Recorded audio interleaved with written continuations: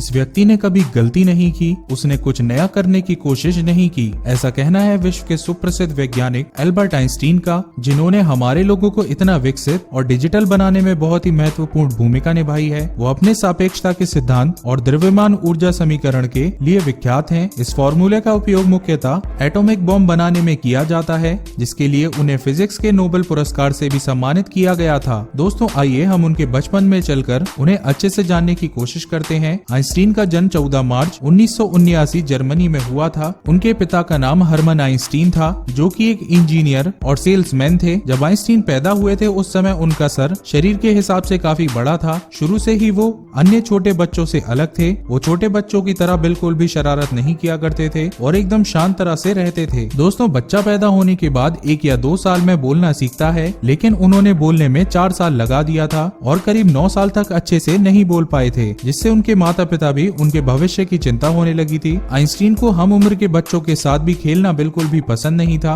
उन्होंने अपनी अलग ही एक दुनिया बना रखी थी। उन्हें हमेशा संडे का इंतजार रहता था। आइंस्टीन के फादर आइंस्टीन को हर संडे किसी शांत जगह घुमाने ले जाते थे और वहां बैठकर आइंस्टीन पेड़ पौधों और यूनिवर्स के बारे में सोचते रहते थे। उनके मन में हमेशा ये बात रहती थी कि आखिर ये दुनिया चलती कैसे है। अपनी शारीरिक कमियों और न बोल पाने की वजह से उन्होंने स्कूल जाना बहुत लेट शुरू किया। आइंस्टीन को स्कूल एक जेल की तरह लगता था। उनका मानना था कि स्कूल एक ऐसी जगह है जहाँ कोई भी आजाद नहीं है। इस सोच के पीछे एक कारण भी था। वो अपने टीचर्स की बताई हुई बातों को आसानी से एक्सेप्ट नहीं करते थे, क्योंकि उन्हें लगता था कि टीचर्स द्वारा पढ़ाई गई चीजें अभी भी अधूरी हैं, और इसलिए वो टीचर्स से बहुत ही अजीब अजीब क्रॉस क्वेश्चंस किया करते थे, जिसकी वजह से टीचर्स भी उनसे बहुत चिढ़े हुए रहते थे। ऐसा सुनने के बाद आइंस्टीन को ऐसा लगने लगा कि उनकी बुद्धि अभी तक विकसित नहीं हुई है, और एक बार बातों ही बातों में उन्होंने अपने टीचर से पूछा कि सर, मैं अपनी बुद्धि का विकास कैसे कर सकता हूँ। टीचर ने एक लाइन में कहा, अभ्यास ही सफलता का मूल मंत्र है।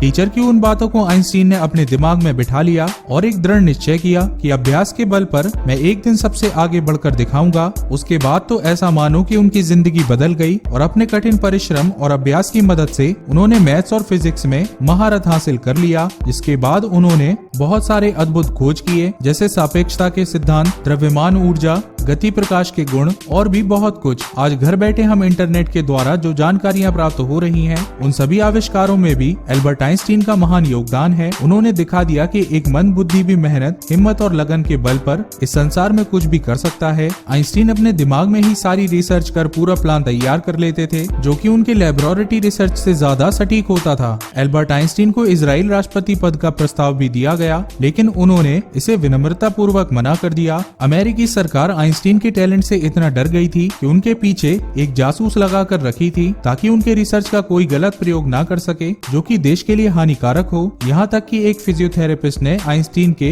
100 परीक्षण के दौरान उनका दिमाग चुरा लिया था, ताकि वो उनके बुद्धिजीवी होने का पता लगा सके। आइंस्टीन ने मानवता की भलाई और मनुष्य का जीवन सुधारने के लिए अपना पूरा जीवन समर्पित कर दिया, और 18 अप्रैल 1955 को 76 वर्ष की उम्र में उन्होंने इस दुनिया को अलविदा कहा। दोस्तों, अगर ये वीडियो पसंद आई हो तो लाइक के साथ साथ अपने दोस्तों के साथ शेयर भी करें, और अगर आपने हमारे चैनल को सब्सक्राइब नहीं किया है तो अभी सब्सक्राइब करें, ताकि हमारी वीडियोस आप सबसे पहले देख सकें।